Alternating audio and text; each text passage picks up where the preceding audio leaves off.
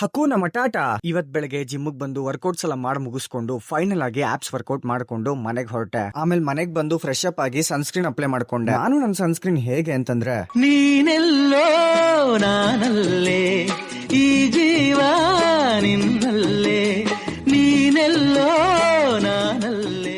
ಈ ರೀತಿ ಇರ್ತೀವಿ. ನಾನಿಲ್ಲ ಅಂದ್ರೆ ಸನ್ಸ್ಕ್ರೀನ್ ಇಲ್ಲ, ಸನ್ಸ್ಕ್ರೀನ್ ಇಲ್ಲ ಅಂದ್ರೆ ನಾನಿಲ್ಲ.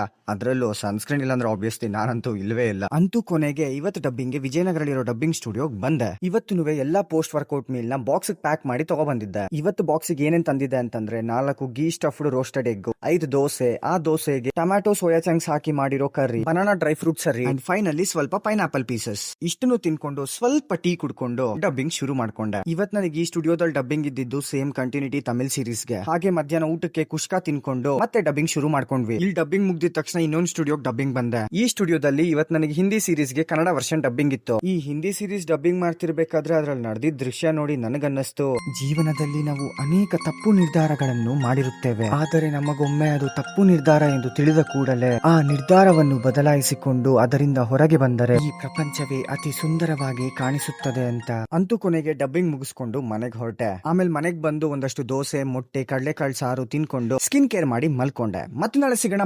ಬಾಯ್, ಟೇಕ್ ಇಟ್ ಈಸಿ.